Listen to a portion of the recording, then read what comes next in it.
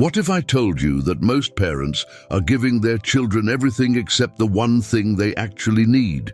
You spend your days worrying about college funds, extracurricular activities, and achievement levels. You sacrifice your time and energy to provide opportunities, education, and material security. Yet despite all your efforts, something feels missing in your relationship with your child. The distance grows wider, even as your investment grows deeper. Have you ever wondered if you're focusing on the wrong things entirely? The truth is that modern parenting has become a complex performance where success is measured by external achievements rather than internal growth. We've created a generation of children who excel at meeting expectations but struggle to understand their own desires. Parents today feel pressured to be providers, coaches, and managers rather than witnesses to their children's authentic development. The weight of societal expectations has turned the sacred relationship between parent and child into a transaction. We give them everything we think they need, while missing what they're actually asking for. Your child doesn't need another opportunity or advantage to succeed in life. They don't need you to solve their problems or pave their path to achievement. What they need is something far simpler yet infinitely more valuable than anything money can buy. They need the unconditional space to become who they truly are. This space requires your presence, your acceptance, and your willingness to see them as individuals rather than extensions of your own dreams and fears. It means creating an environment where they can express their authentic selves without fear of disappointment or rejection. This fundamental truth challenges everything our culture teaches us about good parenting. We've been conditioned to believe that love is demonstrated through provision and opportunity. We measure our success as parents by our children's achievements rather than their emotional well-being.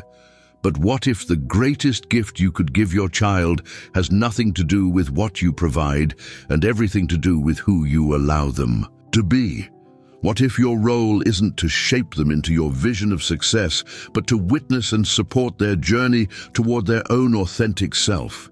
In the next few minutes, you'll discover through two powerful stories how this single principle transforms lives. You'll see how one teenager found his voice when given permission to redefine success on his own terms. You'll witness how a devoted mother learned that her daughter's greatest need wasn't material security, but emotional presence. These stories will show you exactly what it means to give your child the space to be authentic and how this gift creates the foundation for genuine success and lasting happiness. Like this video if you're ready to discover what your child truly needs from you, and subscribe for more wisdom on building meaningful relationships with the people you love most. To help you see this more clearly, I want to tell you a story about a quiet 16-year-old named Oliver who sat slumped in the corner of his school counseling office, his backpack at his feet and his eyes darting toward the window as if planning an escape. For months, Oliver's life had revolved around college applications, standardized test preparation, and the relentless pressure from his parents to pursue a career in engineering. This was something they had dreamed of achieving but never accomplished themselves. The weight of their unfulfilled ambitions had become his burden to carry. His days blended together in a cycle of obligations that felt increasingly suffocating. Victor, the school counselor, had been watching Oliver for weeks. He noticed the chronic fatigue that seemed to weigh down Oliver's shoulders. He saw the panic attacks that would grip the young man during lunch breaks. Most telling of all, Victor observed how Oliver described his entire life in terms of obligations and expectations, never mentioning a single passion or personal interest. There was a hollowness in Oliver's voice whenever he spoke about his future, as if he were reciting lines from a script written by someone else. The boy seemed to be disappearing beneath the weight of other people's dreams. Victor had developed a gentle approach with students like Oliver over his years as a counselor. He understood that teenagers carrying the burden of parental expectations needed something different than advice or solutions. They needed someone to see them as individuals rather than projects to be fixed. On this particular afternoon, as Oliver sat in his usual corner spot, Victor decided to ask a question that would change everything. "Oliver," Victor said softly, leaning forward in his chair, "I want you to imagine something for me. What would you do with your life if no one expected anything from you at all?" The question hung in the air like a foreign concept. Oliver's eyes widened slightly, and for a long moment he said nothing. His mouth opened as if to respond, then closed again. The silence stretched between them, but it wasn't uncomfortable. It was the silence of a mind encountering a possibility it had never been allowed to consider. "I don't understand the question," Oliver finally whispered, his voice barely audible. "Let me put it another way," Victor continued, his tone remaining gentle and patient. "If your parents had no dreams for you, if society had no expectations, if there were no pressures at all, what would make you excited to wake up in the morning?" Oliver's hands began to tremble slightly. The question was simple, yet it felt revolutionary.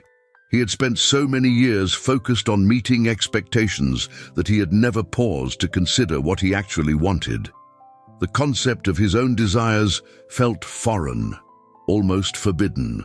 "I used to love going to the nature preserve behind our neighborhood," Oliver said hesitantly, as if confessing a secret. "I would spend hours there, just watching how everything connected. The way the water affected the soil, how different plants grew in different conditions, how animals adapted to their environment. I used to dream about studying that, about understanding how ecosystems work together." Victor watched as something shifted in Oliver's posture. The boy's shoulders straightened slightly, and for the first time in months, there was a spark of genuine interest in his eyes. This was the moment Victor had been waiting for, the crack in the armor of expectations that would allow Oliver's authentic self to emerge. "That sounds like environmental science," Victor observed. "Have you ever mentioned this interest to your parents?" The light in Oliver's eyes dimmed immediately. "They would say it's not practical. They want security for me, a stable career that pays well. Engineering is safe, they say. Environmental science is too uncertain, too idealistic." Victor nodded with understanding. He had heard variations of this conversation countless times. Parents, driven by their own fears and unfulfilled dreams, often project their anxieties onto their children in the name of love and protection. But in trying to ensure their children's security, they sometimes sacrifice their children's authenticity. "Oliver, I want to share something with you that might help," Victor said, settling back in his chair. "There are 3 things I think every young person needs to hear, especially when they're struggling under the weight of other people's expectations." The first thing Victor offered Oliver was permission to redefine success entirely. He explained that success had somehow been narrowed down to financial security and social status, but that true success was much broader and more personal. Success, Victor told Oliver, is about living a life that brings you fulfillment, not just a paycheck.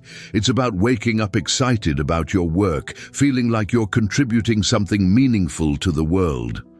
Oliver listened intently as Victor continued. "Your parents want security for you because they love you, but security doesn't have to mean sacrificing who you are. There are environmental scientists who make good livings, who solve important problems, who find deep satisfaction in their work. But even beyond career concerns, success means being able to look in the mirror and recognize the person staring back at you." This concept was transformative for Oliver. He had been so focused on meeting external definitions of success that he had never considered what success might mean to him personally. The idea that he could define success on his own terms felt both liberating and terrifying. The second gift Victor offered was encouragement to voice his needs and desires. "Oliver, You have every right to express what matters to you, Victor said firmly. Your interests, your passions, your concerns about the pressure you're feeling, these are all valid and important. Keeping them inside doesn't protect anyone. It only ensures that you remain invisible to the people who love you. Oliver had been taught, whether explicitly or through subtle family dynamics, that good children don't cause problems or create conflict. He had learned to suppress his own voice in favor of harmony and parental approval. But Victor helped him understand that authentic relationships require honest communication, even when that communication is difficult. Your parents can't support who you really are if they don't know who you really are, Victor explained. By staying silent about your interests and your struggles, you're not giving them the chance to love the real you. Yes, they might initially resist or worry, but that's because they care about you. Most parents, when they truly understand their child's authentic desires, find ways to support them. Victor encouraged Oliver to prepare for a conversation with his parents about his real interests and the pressure he had been feeling. This wasn't about confrontation or rebellion. It was about honest, vulnerable communication that could transform their relationship. The third and perhaps most crucial thing Victor offered Oliver was reassurance that his worth as a person was not contingent on his achievements. This message struck at the heart of Oliver's anxiety and self-doubt. He had learned to measure his value through grades, test scores, and college acceptances. His sense of self had become entirely dependent on external validation. Oliver, you are enough exactly as you are right now, Victor said with quiet conviction. Your worth doesn't increase with good grades or decrease with bad ones. Your value as a human being isn't determined by which college accepts you or what career you choose. You matter because you exist, because you have a unique perspective and set of gifts that no one else possesses. This message was difficult for Oliver to accept initially. He had spent so many years believing that love and approval were earned through performance.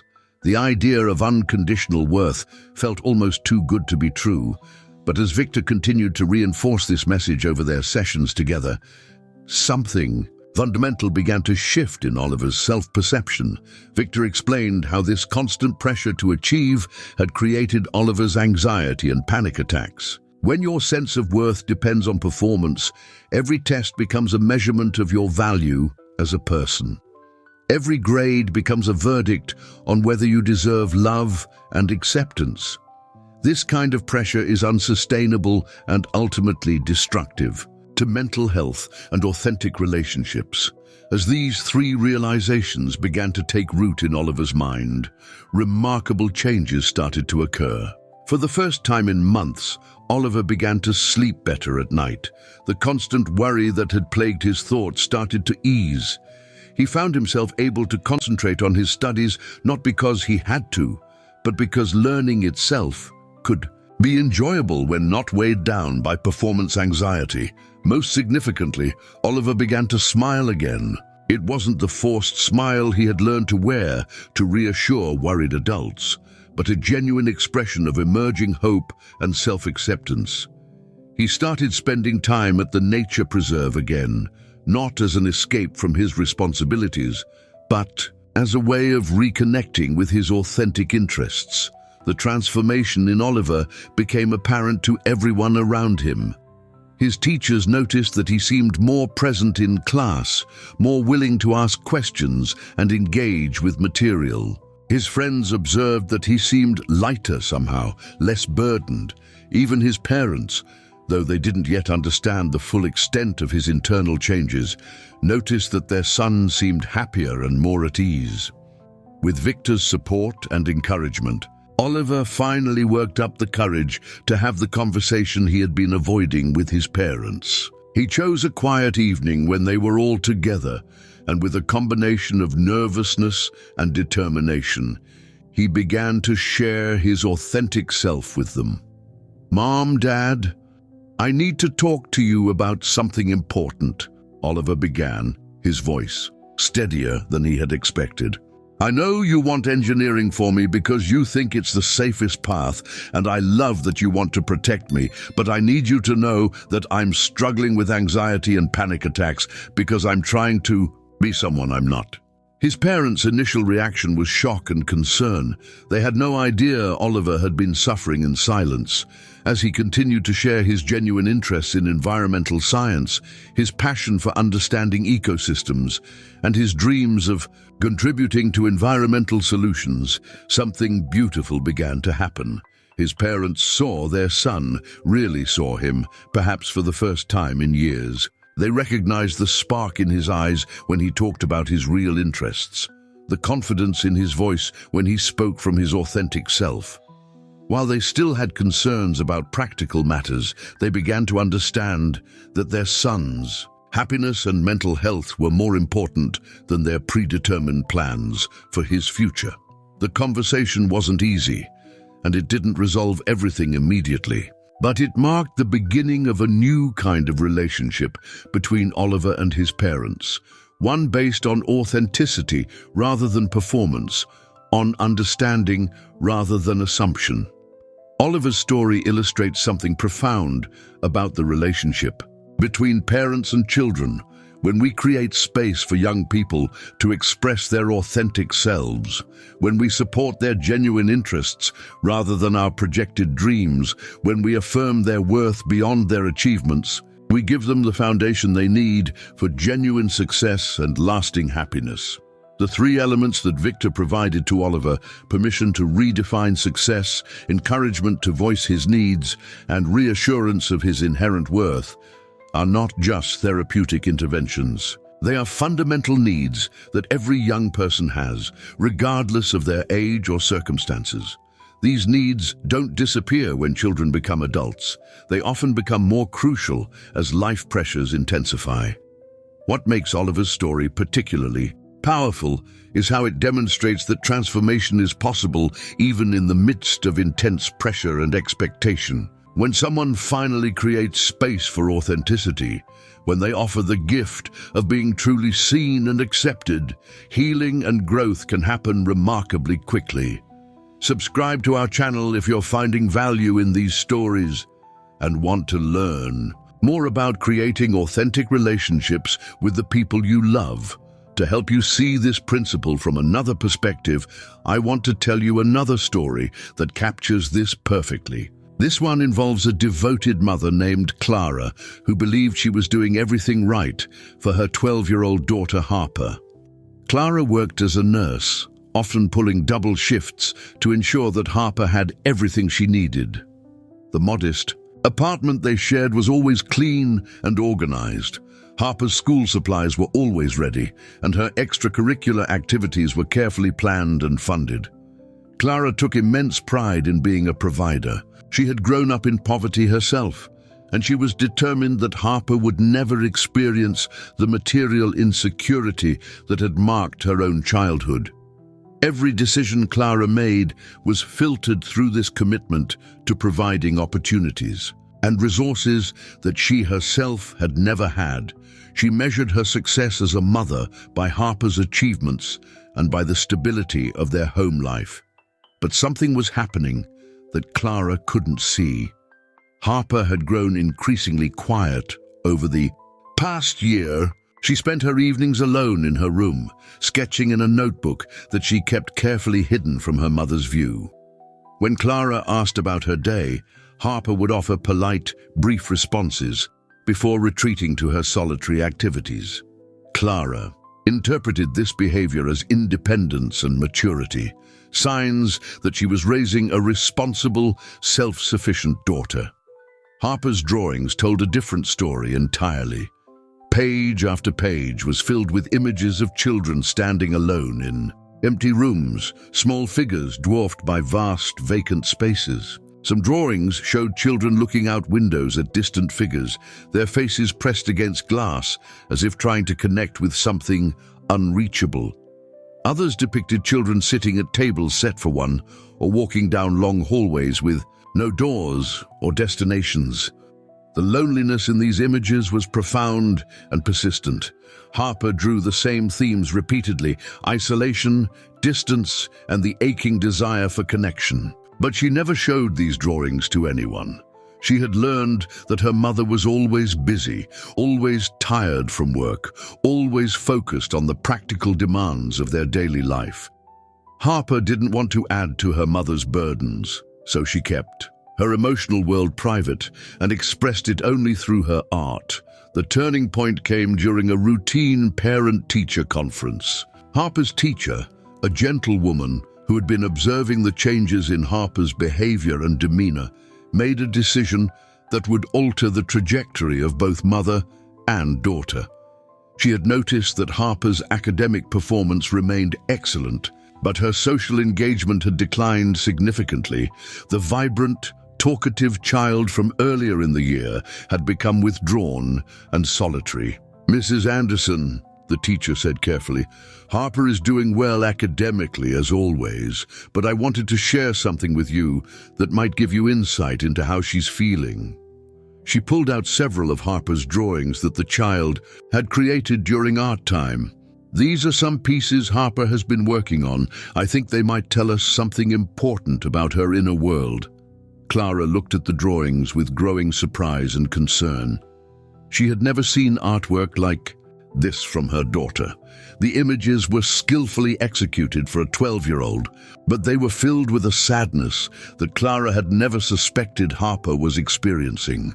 The empty rooms, the isolated figures, the overwhelming sense of loneliness captured in pencil and paper. It was like discovering that her daughter had been living in a completely different world than the one Clara thought they shared. "I had no idea," Clara whispered, studying each drawing carefully. "She never told me she felt lonely. She always seemed so content, so independent." The teacher nodded with understanding. Children often protect their parents from their emotional needs, especially when they sense that their parents are already overwhelmed. Harper clearly loves you and doesn't want to burden you, but these drawings suggest that she's experiencing some deep feelings of isolation. That night, Clara sat in her living room, long after Harper had gone to bed, staring at photocopies of the drawings the teacher had shared with her. For the first time, she began to question whether her approach to motherhood was truly serving her daughter's needs. She had been so focused on providing material security and opportunities that she had missed the most fundamental need of all, the need for emotional connection and presence. Clara realized that she had been operating under the assumption that good parenting meant ensuring her child lacked for nothing materially. She worked extra shifts to pay for Harper's art supplies, music lessons, and summer camps. She kept their home organized and their schedules running smoothly. She helped with homework and attended school events. But in all of this activity, she had somehow missed the person her daughter was becoming. This realization launched Clara into a period of deep reflection and significant change. She understood that she needed to make 4 fundamental shifts in how she approached her relationship with Harper, changes that would require her to redefine what it meant to be a good mother. The first change Clara made was prioritizing emotional presence over material provision. She realized that while financial security was important, her daughter's need for emotional connection was even more crucial.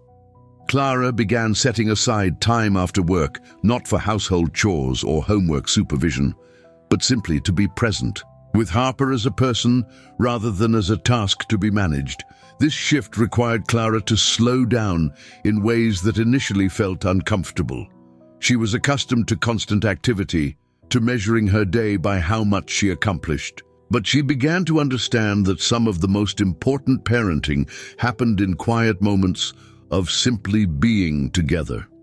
She started sitting with Harper while she drew, not to critique or guide her artwork, but simply to share the space and time. "Tell me about this drawing," Clara would say, genuinely curious about Harper's creative process and the stories behind her images. These conversations revealed a depth and complexity in her daughter that Clara had never taken time to explore. Harper's artistic expression became a bridge between them, a way of sharing inner experiences that had previously remained private. The second change involved Clara learning to recognize and nurture Harper's inner world. She had been so focused on Harper's external achievements and behaviors that she had failed to see the rich emotional and creative life her daughter was developing. Clara began to understand that Harper's art wasn't just a hobby or talent to be encouraged. It was a window into her daughter's soul, a way of processing and expressing experiences that words couldn't capture. Clara started asking different kinds of questions. Instead of focusing only on grades and activities, she began inquiring about Harper's feelings, her dreams, her observations about the world around her. She discovered that her daughter was incredibly perceptive, noticing details about people and situations that Clara had overlooked. Harper had thoughts about fairness, relationships, and meaning that were surprisingly sophisticated for her age. "I never realized how much you see and understand," Clara told Harper one evening as they looked through her sketchbook together. "You notice things that I miss completely. Your drawings help me understand the world in a different way." This validation of Harper's inner world was transformative for both of them. Harper began to open up more, sharing not just her artwork, but her thoughts and feelings about various situations. Clara learned that her daughter was incredibly empathetic, often worrying about classmates who seemed sad or isolated, and that she had been carrying emotional burdens that no 12-year-old should carry alone. The third crucial change Clara made was acknowledging her own emotional absence and offering a genuine apology. This was perhaps the most difficult step because it required Clara to admit that despite her best intentions, she had failed to meet one of Harper's most fundamental needs. But Clara understood that healing their relationship required honesty about what had been missing. One evening, as they sat together in Harper's room surrounded by art supplies and sketchbooks, Clara took a deep breath and spoke from her heart. "Harper, I need to tell you something important. I've been looking at your drawings, and I realize that you've been feeling very lonely. I'm so sorry that I didn't see this sooner." Harper looked up from her drawing, surprise evident in her eyes. She had never expected her mother to acknowledge the loneliness she had been experiencing. Clara continued, her voice gentle but firm. "I thought I was being a good mother by working hard to provide for you, by making sure you had everything you needed. But I realize now that what you needed most was more of my time and attention, not more things or opportunities. I was so busy taking care of your external needs that I missed your emotional needs." This apology was profound for Harper because it validated her experience and showed that her feelings mattered to her mother. It also demonstrated that adults could acknowledge their mistakes and commit to doing better, which was an important lesson about relationships and personal growth. "I love you exactly as you are," Clara added, "and I want you to know that your feelings are always important to me. I'm sorry you felt like you had to keep your loneliness to yourself. From now on, I want to make sure you know that I'm here for all of you, not just the parts that are easy or convenient." The fourth change Clara implemented was establishing consistent, meaningful connection through regular rituals of togetherness. She understood that sporadic attempts at connection wouldn't be sufficient to rebuild their relationship. Harper needed to be able to count on regular times when she had her mother's full attention and presence. Clara instituted a weekly mother-daughter evening that became sacred time for both of them. Sometimes they cooked together, experimenting with new recipes and talking about their weeks. Other times, they worked on art projects side by side, sharing stories and observations. Sometimes they simply sat together in comfortable silence, each working on their own activities but connected by their shared presence. These regular rituals became anchors in both of their lives. Harper began to look forward to these times. often planning things she wanted to share or activities they could do together. Clara found that these focused periods of connection actually energized her rather than depleting her already limited resources. The quality of their relationship improved dramatically when she prioritized depth over breadth in their interactions. The transformation in Harper was remarkable and swift. Her drawings began to change in both content and tone. The lonely children in empty rooms were gradually replaced by images of connection and warmth. She drew pictures of mothers and daughters cooking together, families sharing meals, children playing with friends in populated spaces. The overwhelming sadness that had characterized her earlier work gave way to images of hope, relationship, and belonging. More importantly, Harper's demeanor changed in her daily life. She became more talkative and expressive at home, sharing stories from school and asking for Clara's opinions on various matters. She began including her mother in her creative process, sometimes asking for feedback on her drawings or inviting Clara to try artistic techniques she was exploring. Clara's story illustrates something crucial about the relationship between material provision and emotional connection. While providing for our children's physical needs is undoubtedly important, it cannot substitute for the deeper need every child has to be seen, understood, and emotionally supported by their parents. Clara's devotion to her daughter was never in question, but her expression of that devotion had been incomplete. The 4 changes Clara made, prioritizing emotional presence, recognizing Harper's inner world, acknowledging past absence, and establishing consistent connection, created the foundation for an authentic relationship based on mutual understanding and genuine intimacy. These changes didn't require Clara to abandon her responsibilities or stop providing for Harper's practical needs. Instead, they required her to expand her definition of what good parenting entailed. What makes Clara's transformation particularly powerful is how it demonstrates that it's never too late to deepen our relationships with our children. Harper could have continued to suffer in silence, and Clara could have remained unaware of her daughter's emotional needs. But because Clara was willing to see beyond surface appearances and respond to what she discovered, both mother and daughter experienced healing and growth. The teacher's gentle intervention was crucial in this story, but it was Clara's response that made the transformation possible. When confronted with evidence of her daughter's inner life, Clara chose vulnerability over defensiveness, change over justification. She allowed herself to be impacted by Harper's experience and committed to doing better going forward. Subscribe to our channel if you want more content like this that helps you build deeper, more authentic relationships with the people you love most. And like this video if Harper's story resonates with your own experiences as a parent or child.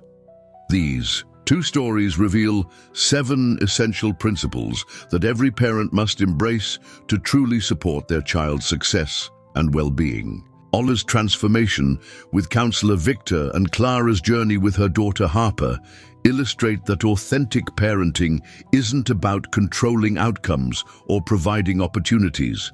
It's about creating the conditions where children can discover and express who they truly are. The first principle is allowing children to define their own success. Oliver's parents had decided that engineering represented security and achievement, but their definition of success was causing their son to suffer anxiety and panic attacks. When Victor helped Oliver explore what success meant to him personally, the young man discovered his passion for environmental science and began to thrive. Clara similarly had to learn that her daughter's success wasn't measured by the extracurricular activities she could afford or the organized home she maintained, but by Harper's emotional well-being and authentic self-expression through her art. The second principle involves creating safe spaces for honest expression. Oliver had learned to suppress his real interests because he feared disappointing his parents. Only when Victor created a judgment-free environment could Oliver begin to voice his authentic desires and concerns. Harper had been silently expressing her loneliness through her drawings because she didn't feel safe burdening her mother with emotional needs. When Clara began asking genuine questions about Harper's inner world, her daughter finally felt permission to share her true feelings. The third principle is affirming their worth beyond achievements. Victor's most crucial gift to Oliver was helping him understand that his value as a person wasn't dependent on grades, test scores, or college acceptances. This realization freed Oliver from the crushing pressure that had been destroying his mental health.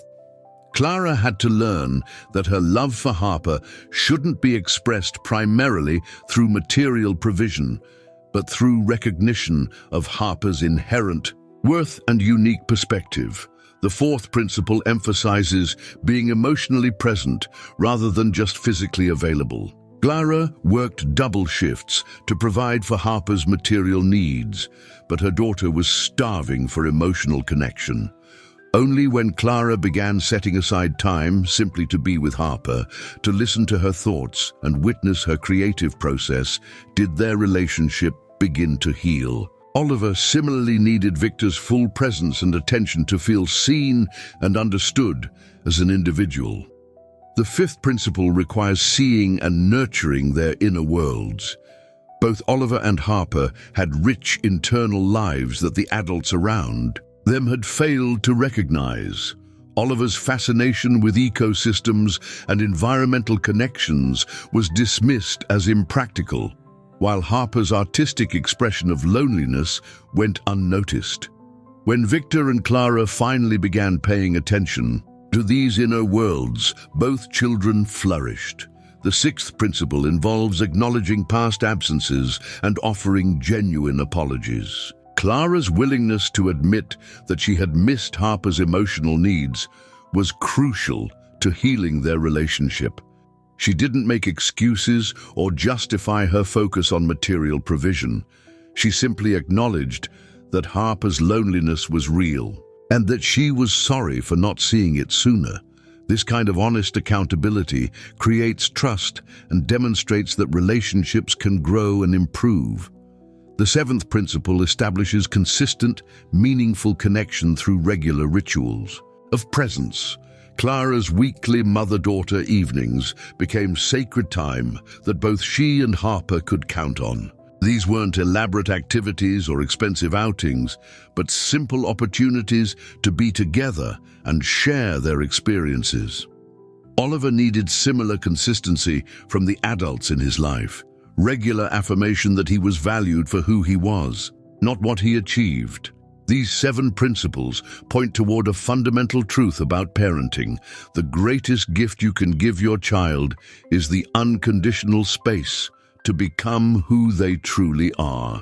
This space isn't created through material provision or orchestrated opportunities, but through your presence, acceptance, and genuine interest in who your child is becoming as an individual.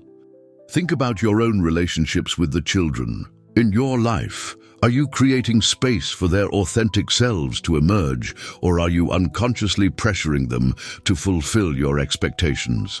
Are you present for their emotional needs, or focused primarily on their external achievements? Do they feel safe sharing their real thoughts and feelings with you, or have they learned to hide their true selves to avoid disappointment or conflict? The beauty of these stories is that transformation is always possible. Oliver found his voice and began pursuing his authentic interests. Harper's loneliness dissolved as she experienced genuine connection with her mother. Clara discovered that being emotionally present was more fulfilling than being just a provider. These changes didn't happen because circumstances improved, but because the adults chose to prioritize authentic relationship over external expectations. How will you apply these lessons in your own life? What would change if you began seeing the children around you as individuals to be witnessed, rather than projects to be managed? What conversations have you been avoiding that might transform your relationships? The choice to give your child the space to be authentic starts with a single decision to see them truly, accept them completely, and support their journey toward becoming who they're meant to be. Like this video and subscribe to our channel if you've been inspired by these stories and want to continue building more authentic, meaningful relationships with the people you love most.